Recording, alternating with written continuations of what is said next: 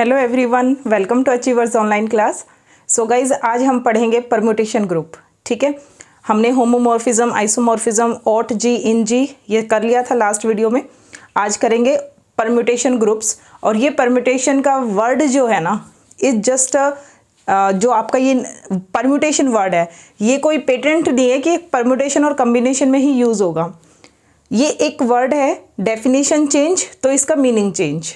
ठीक है, permutation combination में परम्यूटेशन जो थी वो अरेंजमेंट से रिलेटेड थी। यहाँ पर भी कुछ अरेंजमेंट जैसा ही है, लेकिन वाया मैपिंग्स। आप एक एलिमेंट को दूसरे एलिमेंट के साथ अरेंज करते हो कोई मैपिंग डिफाइन करके। ठीक है, तो यहाँ पर सबसे पहले आपको दिखाई दे रहा है भाई परम्यूटेशन ग्रुप, यानी एक ऐसा ग्रुप जिसके अंदर परम्यूटेशंस हो। ऐसा ग्रुप जिसके अंदर परम्यूटेशन हो। और ग्रुप बनता कौन है? एक सेट बनता है। तो एक ऐसा सेट जिसके अंदर सभी परम्यूटेशंस हों और वो सेट एक ग्रुप फॉर्म करेगा तो वो परम्यूटेशन ग्रुप बनेगा। लेकिन सेट कौन सा है, परम्यूटेशंस क्या हैं, ये सब समझते हैं। तो यहाँ सबसे पहले मैं बात करूँगी कि X आपके पास कोई भी नॉन एम्प्टी सेट है। X आपके पास कोई भी क्या है? नॉन एम्प्टी सेट है। कितने भी एलिमेंट हो सकते हैं इसके पास, कोई भी नॉन एम्प्टी फाइनाइट सेट आपने ले लिया। सपोज मैंने एलिमेंट ले लिए 1, 2 और 3। ठीक है, समझ आ रही बात? तो मैं एक मैपिंग डिफाइन करूंगी, X से लेके X पर ही, कि ये जो मैपिंग है ये आपके पास 1, 1 और ऑन टू दोनों हो। एक ऐसी मैपिंग, एक ऐसा फंक्शन मैं X से X पे डिफाइन करूंगी कि ये फंक्शन, ये मैपिंग आपकी 1, 1 और ऑन टू दोनों हो। तो ये X अगर आपकी मैपिंग 1, 1 ऑन टू दोनों है, देन आपकी जो मैपिंग है उसका नाम क्या होगा? परम्यूटेशन। इसका नाम क्या होगा? परम्यूटेशन। इसका मतलब एक बात समझ आ गई भाई, ये जो परम्यूटेशन वर्ड है ये किसी मैपिंग को दिया गया और वो मैपिंग जो 1, 1 और ऑन टू हो एक फाइनाइट सेट से उसी सेट पे। ठीक है ना, एक सेट से दूसरे सेट पे 1, 1 ऑन टू मैपिंग हो तो उस मैपिंग का नाम क्या दे दिया भाई? परम्यूटेशन दे दिया। ठीक है, और हमने कहा परम्यूटेशन X से X के ऊपर। अब मान लीजिए मैं कहूँ परम्यूटेशंस हैं फाई, शाई, कुछ भी आप फाई 1 शाई 1, फाई 2 शाई 2 आप डाल सकते हो। ठीक है, तो इसका मतलब ये हुआ फाई 1 X से लेके X तक is 1, 1 and onto mapping. ठीक है, इस वर्ड को दिमाग में बिठाने के लिए ये एग्जांपल बता रही हूँ मैं, क्योंकि एक बार माइंड में कोई चीज़ सेट होगी फिर कोई दिक्कत नहीं है। फिर इसके ऊपर कोई थ्योरम आ जाए, कोई रिजल्ट आ जाए, हमारे सब क्लियर हो जाएंगे। बात समझ आ गई? सब में यही लागू है। ये सारी मैपिंग्स हैं, ये 1, 1 ऑन टू है, ये परम्यूटेशंस है। तो जब हम परम्यूटेशन वर्ड का यूज़ कर रहे हैं तो माइंड में सेट हो गया कि परम्यूटेशन ग्रुप के अंदर ये जो परम्यूटेशन वर्ड है ये एक्चुअल में मैपिंग्स को दिया गया है। और वो मैपिंग कोई आम मैपिंग नहीं है, ये मैपिंग्स जो हैं वो X से X के ऊपर हैं और 1, 1 और ऑन टू हैं। ठीक है, अब आ जाओ 1, 1 और ऑन टू। अब दिमाग में ये आता है कि आप एक सेट से दूसरे सेट पर कितनी 1, 1 और ऑन टू मैपिंग डिफाइन कर सकते हो। बिल्कुल माइंड सही जगह जा रहा होगा अगर आप सोच रहे हो कि 1, 1 ऑन टू को क्या मैं बाइजेक्शन नहीं लिख सकती? ये अलग अलग बोलने की बजाय मैं ये कह दूं सीधा एक बाइजेक्शन मैपिंग डिफाइन कर दी। बिल्कुल करेक्ट है। एक सेट से लेके दूसरे सेट तक आप कितनी बाइजेक्शन डिफाइन कर सकते हो? याद कर रखा होगा फॉर्मूला कि अगर सेट के अंदर n एलिमेंट्स हैं तो उस सेट पे आप n फैक्टोरियल बाइजेक्शन डाल सकते हो। तो अगर मैं बात करूं, मैं फाई 1, फाई 2, शाई 1, शाई 2 कहाँ तक लेके जाऊंगी भाई? जब अभी तो ये 4 है ना, ये कितनी मैपिंग्स का एग्जांपल दिया? 4 का। इसको शाई 1 को भी हटाओ, ये फाई 3, ये फाई 4। ठीक है, फाई 1, फाई 2, फाई 3, फाई 4, मतलब समझ गए? ये तो मैंने 4 लिखी हैं क्योंकि यहाँ पे अच्छा 3 है, चलो एग्जाम्पल के तौर पे है ना। ठीक है, ये तो मैंने 4 लिखी हैं। अगर इसके अंदर 3 एलिमेंट है तो आप इस सेट के ऊपर कितनी बाइजेक्शन डिफाइन कर सकते हो, यानी कितनी 1 ऑन टू मैपिंग्स, तो हम लिखेंगे number of 1 and onto mappings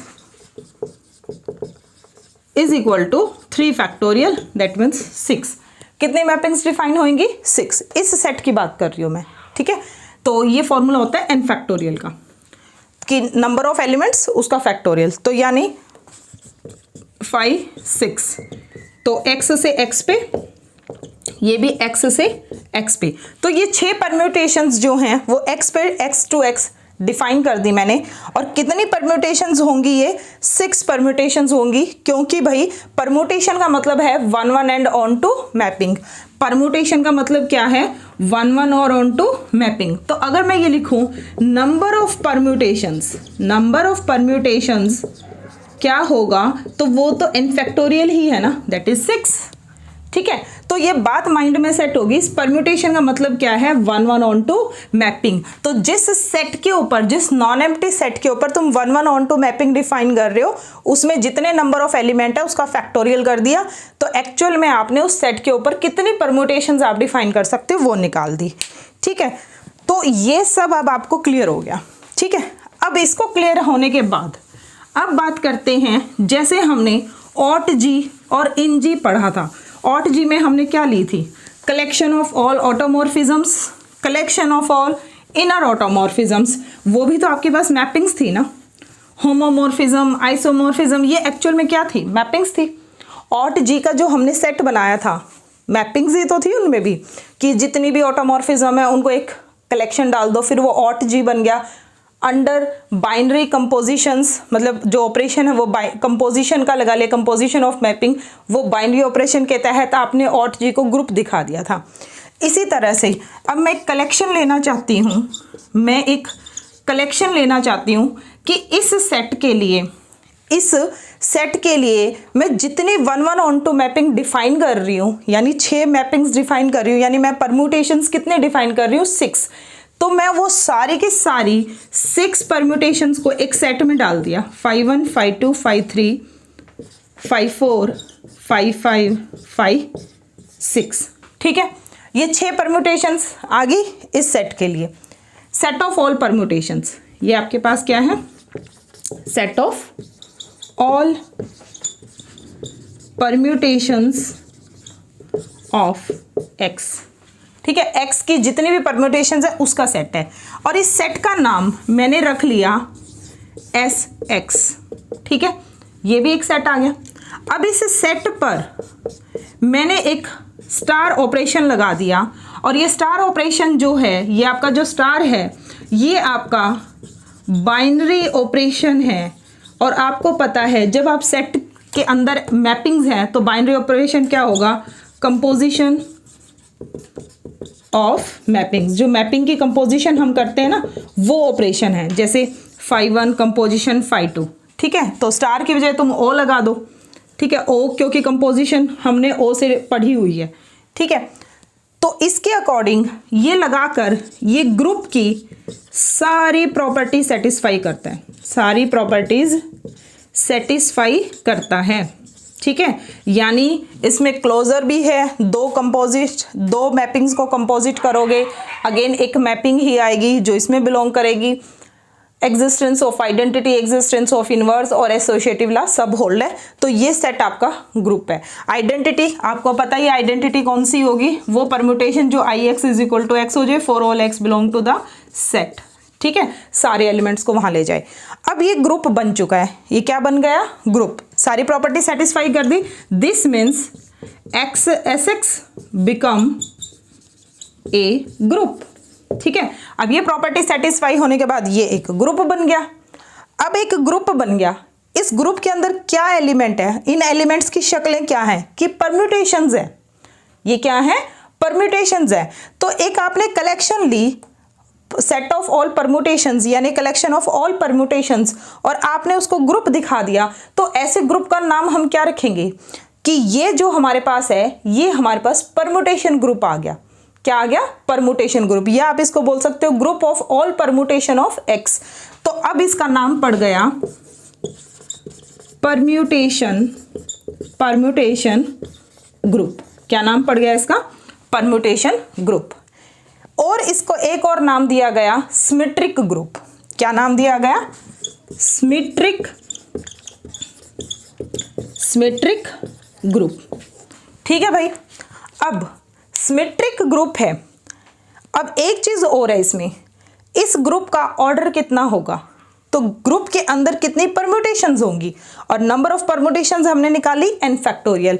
यानी आप जो मैपिंग कलेक्शन x के लिए एक सेट, ये जरूरी है ना, x के अंदर कितने एलिमेंट है, मैपिंग तो आप इन पे लगा रहे हो ना, ये तो मैपिंग्स की कलेक्शन है, लग तो इन पे रही है वो मैपिंग्स। यानी आपका जो सेट था 1 2 3 और एक ये सेट था 1 2 3, मैपिंग तो आपकी ऐसे जा रही है, तो वो 5 1 हो गया, फिर एक बार और आपने ऐसे मैपिंग्स बना ली तो ऐसी 5 2 होगी, 5 1 5 2। तो ये जो 1 2 3 है ये आपका x है, तो इसमें 3 एलिमेंट है, तो हम ये कहेंगे ये आपके पास 3 फैक्टोरियल ऑर्डर है इसका। दूसरा, डिग्री कितनी है, जो परम्यूटेशंस की डिग्री बोली जाएगी वो उतना बोला जाएगा जितना इसके अंदर एलिमेंट्स हैं। तो 3 एलिमेंट है, तो इसलिए मैं इसका नाम क्या रख दूंगी, S3। तो ये 3 जो है वो इस x के लिए है भाई, ये 3x नंबर ऑफ एलिमेंट्स कितने हैं x के अंदर, 3 हैं। क्लियर? सो S3 SX ये दोनों, हम कोई भी नोटेशन हो, ये हमारे पास नोटेशन होती है permutation group of degree n की, या आप इसको सिमेट्रिक ग्रुप भी बोल सकते हो। ठीक है भाई, तो समझ आ गया सिमेट्रिक ग्रुप क्या है, उस ग्रुप का ऑर्डर कितना है। तो अगर मैं लिखूं ऑर्डर ऑफ SX तो वो मेरे पास क्या होगा, n फैक्टोरियल, या ऑर्डर ऑफ SN तो वो क्या होगा, n फैक्टोरियल, क्योंकि x में मान लो n एलिमेंट्स है तो जर्नल मैंने बता दिया n फैक्टोरियल। ठीक है, तो ये S3 है, एग्जाम्पल भी दे दिया, जर्नल भी बता दिया, और ये भी समझा दिया कि नंबर ऑफ 1 1 on 2 और नंबर ऑफ परम्यूटेशंस मैपिंग एक ही चीज़ है, और परम्यूटेशंस की कलेक्शन जो है वो तुम्हारा सेट है। तो सेट के अंदर कितने एलिमेंट्स होंगे भाई, जितनी परम्यूटेशंस होंगी, जितनी 1 1 on 2 मैपिंग्स होंगी, दैट मीन्स जितने आपके इसके अंदर एलिमेंट्स हैं उसका फैक्टोरियल। ठीक है, सो दिस इज डन। अब आगे देखिए, यस क्लास आगे देखिए। ठीक है, ये हमें समझ आ गया SN, या हम इसको बोले SX, और x में तुम्हारे कितने एलिमेंट्स हैं, n, x1 x2 xn, journal बात कर रही हूँ। तो ये हमारे पास बना सिमेट्रिक ग्रुप, या हम इसको क्या कहेंगे, परम्यूटेशन ग्रुप। ठीक है, of degree n on x। ठीक है, और such that order of SN is equal to n factorial.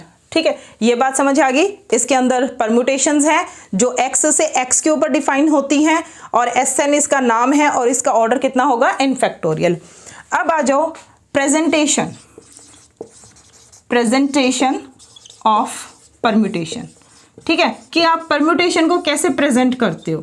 Suppose भाई हमने एग्जाम्पल क्या लिया था, x 1 2 3। ठीक है, तो 1 2 3 1 2 3। ठीक है, एक सेट से लेके दूसरे सेट के ऊपर आपने परम्यूटेशंस डिफाइन करी। सपोज मैंने कहा 1 की इमेज 2 है, 2 की इमेज 3 है, और 3 की इमेज 1 है। एक परम्यूटेशन ये हो गई 1 2 3 1 2 3, 1 की इमेज 1, 2 की इमेज 3, 2 की इमेज 2। समझ रहे हो कि ऐसे एक परम्यूटेशन ये होगी आपके पास। फिर 1 2 3 1 2 3, 1 की इमेज 3 और 2 की इमेज 1 और 3 की इमेज 2। ठीक है, 3 अलग अलग ले ली मैंने। वैसे तो टोटल 6 बनेगी, और भी बना सकते हो। ऐसे करना होता है, सबसे पहले तो 1 को फिक्स करा, इनको आपस में क्रॉस कर दिया। दूसरा अगर मैं बनाऊं तो ऐसे कर सकते हैं 1 2 3 1 2 3, 2 को फिक्स कर लो, फिर 1 को क्रॉस कर दिया, 1 और 3 को।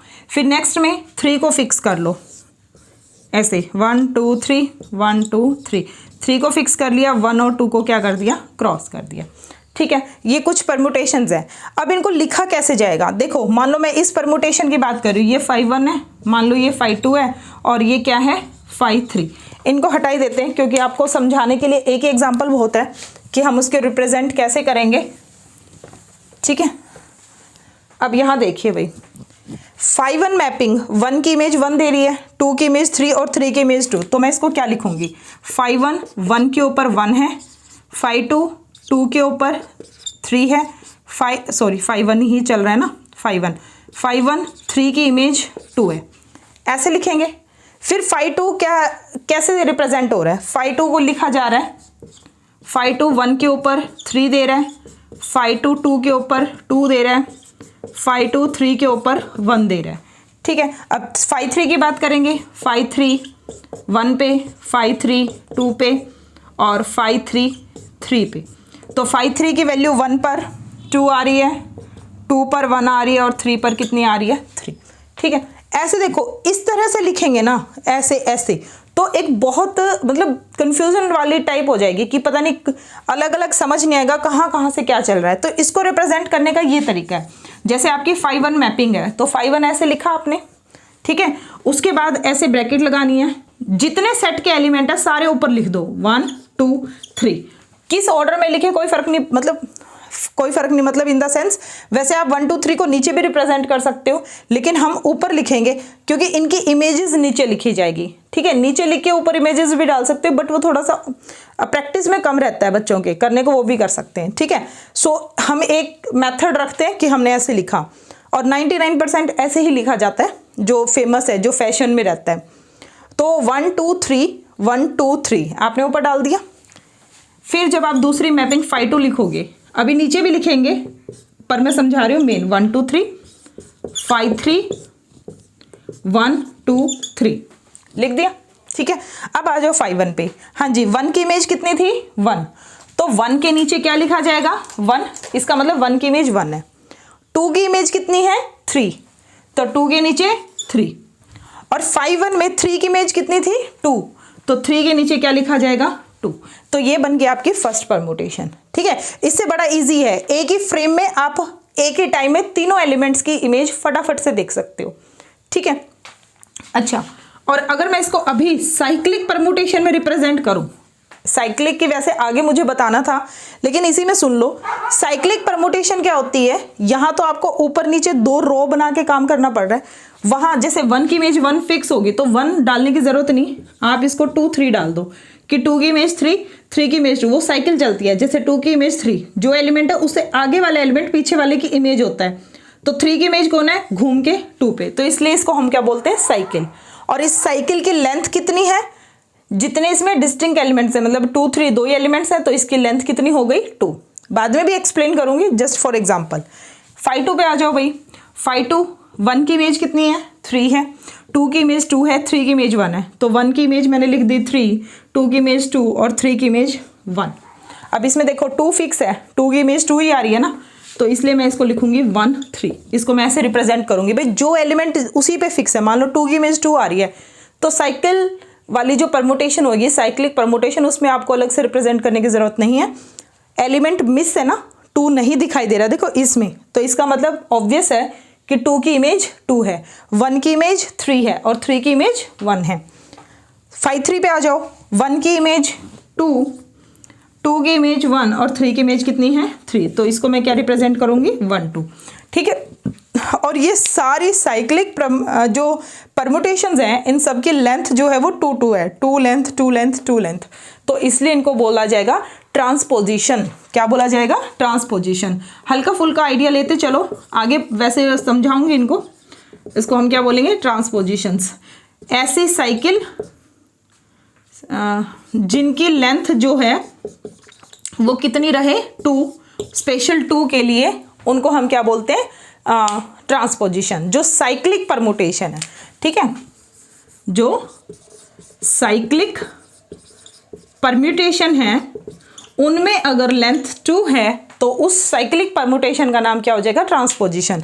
तो ये ट्रांसपोजिशन, ये भी और ये भी। ठीक है भाई, तो ये आप प्रेजेंटेशन भी होगी और उसमें साइक्लिक भी आपको समझ आ गया। ठीक है, और अगर मान लीजिए कुछ डिफरेंट वाला ले ले, ये तो एक एलिमेंट मैंने सेम लिखा ही है, मान लीजिए अलग से भी लिख दूं एक। ठीक है, तुम्हारा साइक्लिक भी साथ के साथ समझ लेना। जैसे 1 2 3 1 2 3, जैसे मैंने डिफाइन किया था 1 की इमेज 3 की इमेज 2 2 की इमेज 1। ठीक है, ये 5 4 है। तो भाई पहले 5 4 को लिख लो। कैसे लिखेंगे? 1 2 3, सेट के जितने एलिमेंट है वो ऊपर लिख दिए। 1 की इमेज कौन है? 3, 2 की इमेज कौन है? 1, 3 की इमेज कौन है? 2, लिख दिया। अब इसको साइक्लिक में कैसे रिप्रेजेंट करें? ऐसे देखो, 1 की इमेज 3, 3 की इमेज 2 और 2 की इमेज 1 है, तो 1 के बाद उसकी इमेज लिखी जाएगी। तो 1 की इमेज 3 है ना, तो 1 के आगे 3 आएगा। फिर 3 पे जाओ, 3 यानी अब ये एलिमेंट बन गया। इस पीछे वाले के लिए तो ये इमेज है ना, जैसे 1 की इमेज 3 है, पीछे वाले के लिए तो ये किसका काम कर रहा है? इमेज का। अब इमेज बन गया, अब इसकी भी तो इमेज आगे लिखोगे, तो 3 की इमेज क्या है? 2। और आप सभी को पता है ऊपर वाले एलिमेंट्स लिख रहे हो तो नीचे वाली जो रो है वो तुम्हारी क्या है? इमेजेस ही तो है। तो 3 की इमेज 2, तो 2, और 2 की फिर क्या है? 1, तो 2 के आगे 1 लगाने की जरूरत क्या है? ऐसे नहीं लगाएंगे, 2 की 1 है तो दोबारा आ तो गया इस पे, तो इसको खत्म ऐसे। तो ये जो साइक्लिक परमुटेशन है वो इसको ऐसे रिप्रेजेंट कर रही है। ये साइक्लिक है, ये आपकी परमुटेशंस है जो आप सिंपल वे से लिखते हो, ये आपकी साइक्लिक परमुटेशन है। और इसकी लेंथ कितनी है भाई? जितने इसमें एलिमेंट है, 1 2 3 एलिमेंट है, तो ये जो साइक्लिक परमुटेशन है, मतलब रिप्रेजेंटेशन जैसे मैंने करी है, परमुटेशन है, इसकी लेंथ कितनी है? 3 है। कितनी लेंथ है? 3, ठीक है, ज़्यादा नीचे नहीं है। समझ आ गई बात? तो ये साइक्लिक परमुटेशन होगी 3 लेंथ्स की। तो क्लियर। अब देखो कंपोजिशन कैसे करेंगे। हाँ जी, अब आगे समझिए। जैसे हमने बताया कि जो SN है ये आपके पास परम्यूटेशन ग्रुप बना है। परम्यूटेशन क्या बना है? ग्रुप। तो अंडर कौन से ऑपरेशन के अंदर? Composition of permutations, composition of permutations, ठीक है।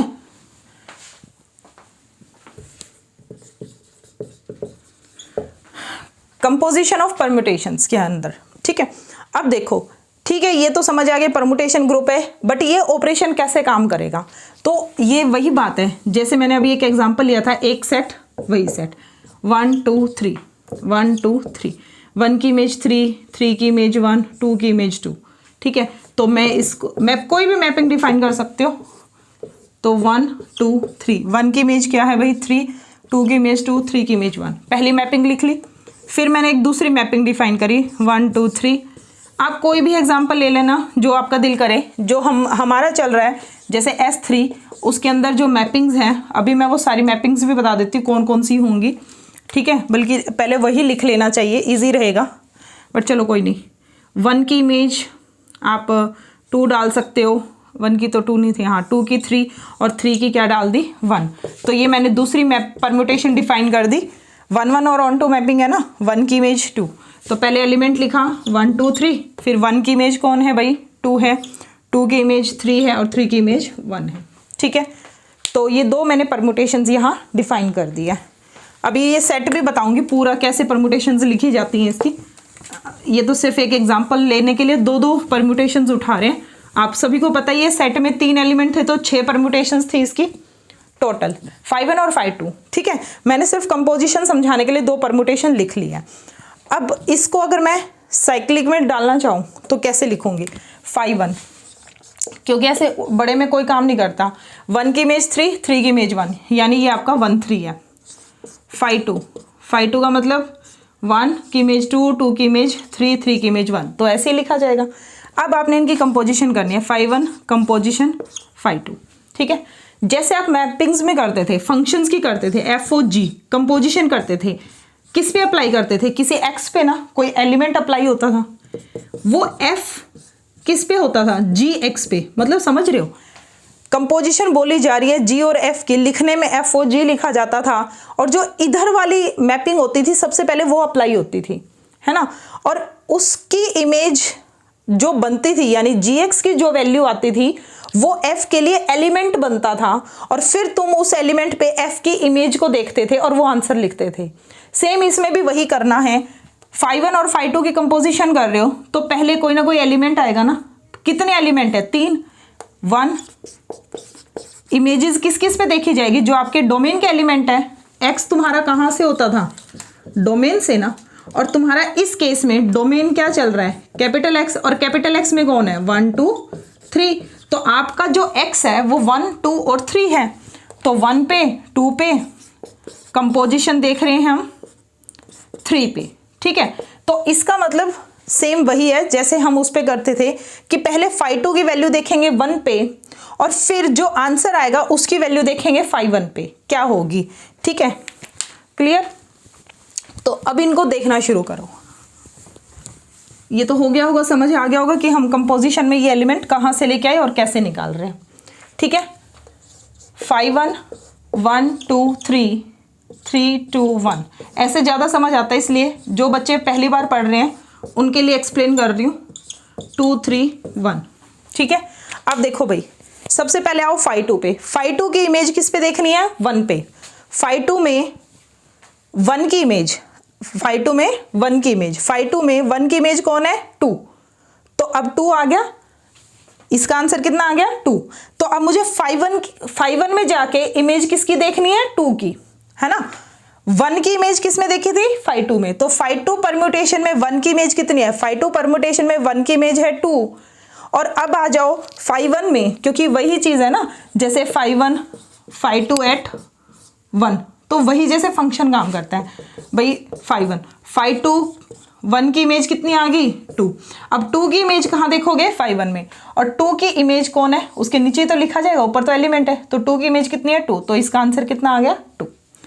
फिर इस पे आओ, phi 2 की वैल्यू किस पे देखोगे भाई 2 पे, ये कंपोजिशन वही काम करेगी, phi 1 इधर, phi 2 की वैल्यू 2 पे, phi 2 की वैल्यू 2 पे देखो, phi 2 की 2 एलिमेंट की जो इमेज है वो कौन है 3, तो अंदर 3 है, ये तो 3 हो गया, ठीक है। बाहर कौन है phi 1, क्लियर। अब phi 1 को 3 पे देखना है, phi 1 ये रहा, phi 1 की 3 पे इमेज कौन है भाई 1 है, तो इसका आंसर कितना आया 1। सेम ये phi 1 phi 2 3, कंपोजिशन वैसे ही है जैसे आप सिंपल फंक्शंस में करते थे, बस थोड़ा सा अगर इस तरह से आ जाए तो देखते कैसे हैं। phi 2 की इमेज 3 एलिमेंट की इमेज, तो 3 की इमेज कौन है भाई 1 है, तो phi 1 तो बाहर, इसका आंसर कितना आ गया 1, ठीक है, इसका आंसर 1 उधर से देखने पे। phi 1 में 1 को देखो, phi 1 में 1 को देखो, 1 की इमेज कौन है 3, तो ये आ गया 3, तो 2 1 और 3 ये जो सारे एलिमेंट है ये आपके सेट में ही तो है ना, तो ये मतलब इमेजेस ही तो बन रही है, तो ये आपके पास अगेन क्या बन रही है एक परमुटेशंस ही बनेगी। तो जितनी भी कंपोजिशन करनी है वो हम इस तरह से करते हैं। So it's just a part of permutation group. Yes class, आगे देखिए। तो एक आपके लिए ये होमवर्क रहेगा, वैसे तो मैं नेक्स्ट वीडियो में बताऊंगी इसका सॉल्यूशन, बट आप लोग पहले ट्राई कर लेना कि अगर सेट आपके पास 1 2 3 है तो उसके लिए S3 जो सेट होगा ये बताओ कैसा दिखेगा, मतलब यहाँ उसकी सारी परमुटेशंस लिखनी है, जैसे आइडेंटिटी हो गया 1 2 हो गया, फिर आपका 1 3 हो गया एंड सो ऑन। 1 की इमेज 2, 2 की इमेज 1, 3 फिक्स है, 1 की इमेज 3, 3 की इमेज 1, 2 फिक्स है। इस तरह से जितनी परमुटेशंस आप x थ्रू x डिफाइन कर सकते हो, S3 आपने बनाना है कि ये कैसा दिखेगा। ये मैंने हिंट भी दे दिया कि इस तरह से आपने परमुटेशंस इसके अंदर डालनी है साइक्लिक फॉर्म में, ठीक है। अब और एक चीज़ मैं आपको बता चुकी हूँ 1 2 3, जैसे 1 की इमेज 2, 2 की इमेज 1, 3 एज इट इज़। आप इसको ऐसे भी लिख सकते हो 2 1 3 1 2 3, मतलब एलिमेंट्स नीचे इमेजेस ऊपर, तो दोनों सेम है, उससे कोई फ़र्क नहीं पड़ता, ठीक है। बट मैंने बता दिया ना ये चीज़ फैशन में इसको हम ज़्यादा यूज़ करते हैं, बाकी ये भी ठीक है, गलत थोड़ी ना। चलो ये हुआ। अब कुछ प्रॉपर्टी और एक थ्योरम है इसके ऊपर, Kallis theorem which is very very important, but उससे पहले एक रिजल्ट देख लो, ठीक है। रिजल्ट क्या कहता है भाई, यहाँ तो अभी तक जो हमने काम किया है ना वो हमने ऐसे किया है कि एक सेट से दूसरे सेट की ही बात करिए, मतलब सेम सेट, एक सेट से उसी सेट के ऊपर 1 1 ऑन 2 परम्यूटेशंस की बात करी है। वो कहते हैं मान लो x और y दो सेट हैं, बाइजेक्शन तो इनके बीच में भी हो सकती है ना, सेम सेट होना ज़रूरी नहीं है, ठीक है, सेम सेट में चांस ज़्यादा होते हैं, लेकिन कहता है बाइजेक्शन तो यहाँ पे भी पॉसिबल है x टू y, अगर ये है, लेकिन उस केस में फिर क्या होगा, परमुटेशन ग्रुप इसका और परमुटेशन ग्रुप इसका अलग अलग ही निकालना पड़ेगा, क्योंकि परमुटेशन ग्रुप क्या होता है वो x टू x चलेगा और y to y, bijections x to y हो, यानी दो सेट्स के बीच में बाइजेक्शन हो, तो इसका जो सिमेट्रिक ग्रुप होगा और इसका जो सिमेट्रिक ग्रुप होगा वो क्या होंगे, आइसोमॉर्फिक होंगे, ये रिजल्ट है। ठीक है, symmetric group of first set and symmetric group of second set are isomorphic. Clear है। अब आगे देखो Cayley theorem. Cayley theorem which is very important in permutation group, और स्टेटमेंट क्या है, every group is isomorphic to permutation group.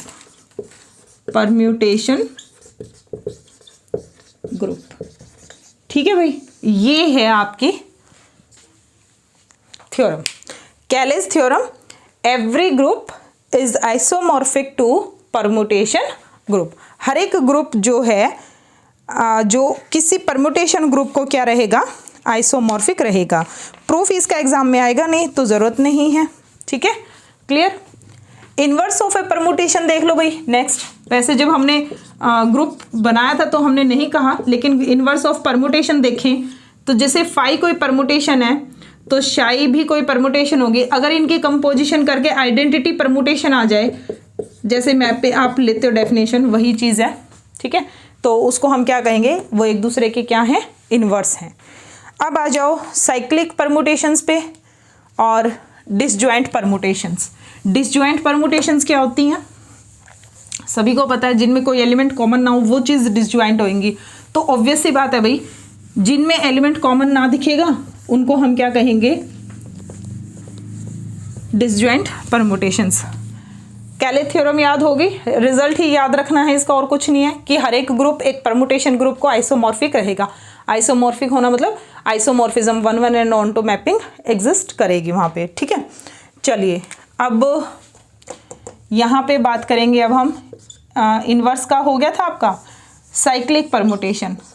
Cyclic permutation, ठीक है। वैसे डेफिनेशन देखें तो साइक्लिक परम्यूटेशन ये कहती है कि अगर मान लो A1 A2 AN किसी सेट के अंदर n एलिमेंट्स हैं, ठीक है, such that there exist A1I A2J और ANJ, किस तरह से, and there exist this such that phi A1 की इमेज A1I हो जाएगी, फाई A1J की जो इमेज है A2J हो जाएगी। मतलब एक दूसरे की जो इमेज है फाई रहेगा, ठीक है, A1I की इमेज A2J, ठीक है। या फिर आप सिंपल ही कर लो इसको, इतना उसमें जाने की ज़रूरत नहीं है, एग्जाम्पल से समझ लो, क्योंकि इसका डेफिनेशन आने का कोई चांस नहीं है। आपने राइटिंग में नहीं करनी होती, क्योंकि ऑब्जेक्टिव्स पेपर है आपके, सब्जेक्टिव तो है नहीं कि डेफिनेशन लिखनी है। तो सिंपल है, जैसे भाई 1 की इमेज 2 थी, 2 की इमेज 3 है मान लो, और 3 की इमेज क्या है 1, तो हम इसको ऐसे साइकिल में लिख देंगे 1 2 3, 1 की इमेज 2, 2 की इमेज 3, 3 की इमेज 1, वो मैं तुम्हें बता ही चुकी हूँ, ठीक है।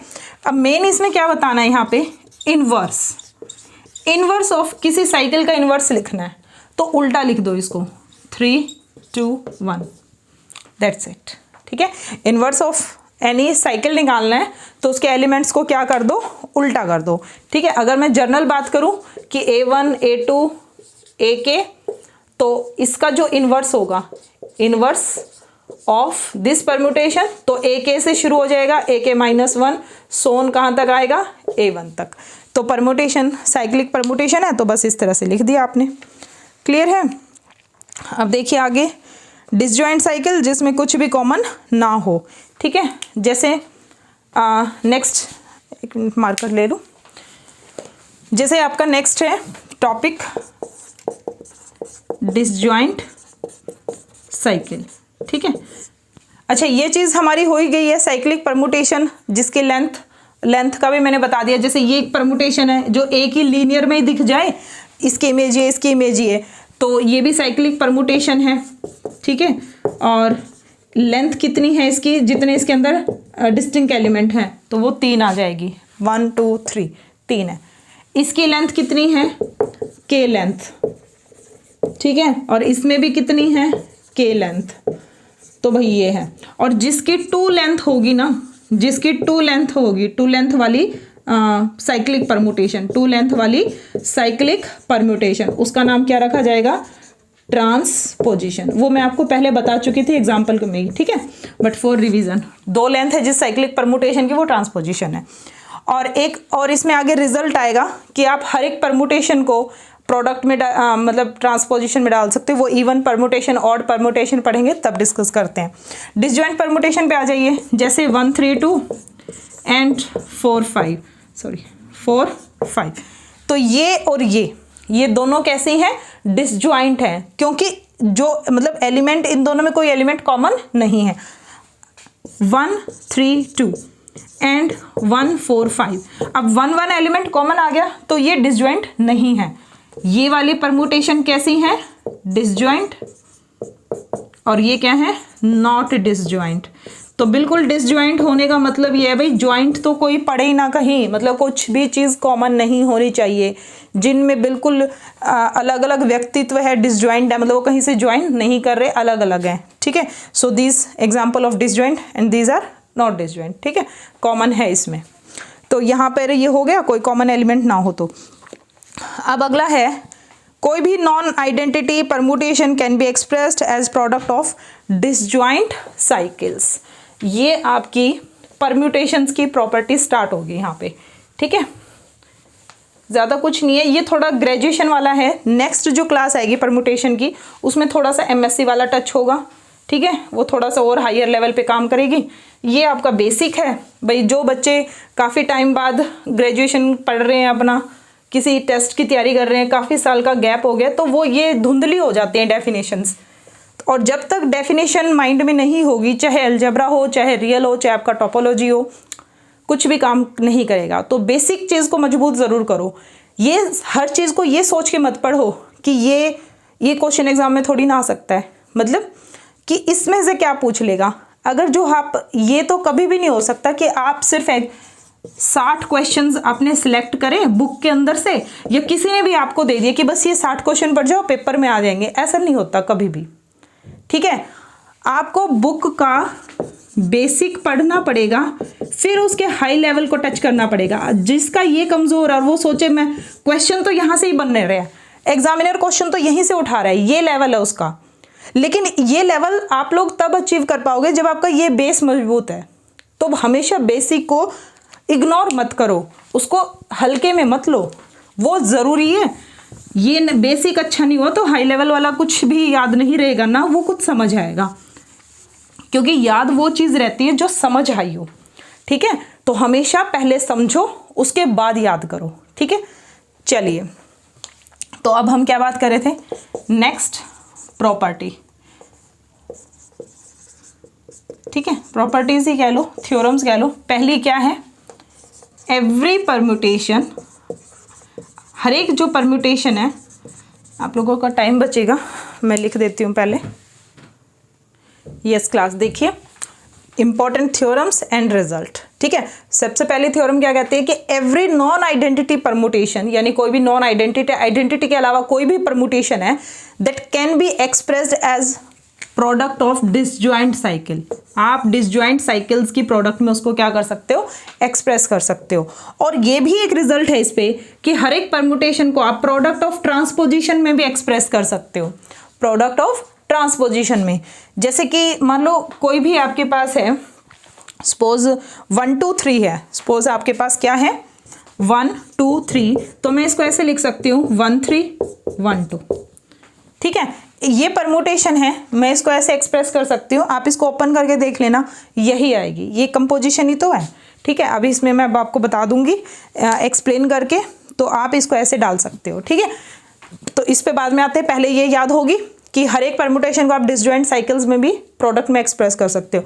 दूसरा, ये डिसजॉइंट के ऊपर एक रिजल्ट है कि जो 2 डिसजॉइंट परम्यूटेशन है ना, वो हमेशा क्या करती हैं, कम्यूट करती हैं। 2 डिसजॉइंट परम्यूटेशंस क्या करेंगी, कम्यूट करेंगी, ठीक है। डिसजॉइंट है ना भाई, कम से कम कुछ कॉमन नहीं है तो कुछ कम्यूट ही कर ले, C4 कॉमन, C4 कम्यूट। तो डिसजॉइंट कॉमन नहीं है, बट क्या करती हैं, कम्यूट करती हैं, ठीक है। तो याद रखना। अगला रिजल्ट किससे रिलेटेड है, कम्यूट से। देखो ये डिसजॉइंट था तो डिसजॉइंट से रिलेटेड कम्यूट पे आ गया, अब कम्यूट है तो अगला कम्यूटेटिव।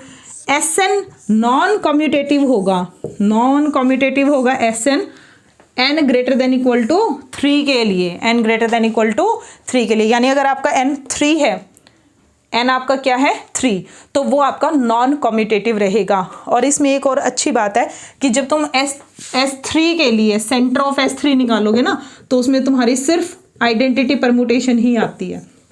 सिर्फ क्या आएगी? आइडेंटिटी परमुटेशन, क्योंकि और एलिमेंट कोई आपस में कम्यूट ही नहीं करेगा। सेंटर ऑफ ग्रुप आप कैसे निकालते थे? ये ग्रुप है ना, इसका सेंटर क्या होता था कि ग्रुप के वो एलिमेंट जो ग्रुप के बाकी एलिमेंट के साथ कम्यूट कर जाएं। लेकिन हमने बता तो दिया कि Sn हमारे पास नॉन कम्यूटेटिव है, यानी कम्यूट नहीं करेगा। कब नहीं करेगा?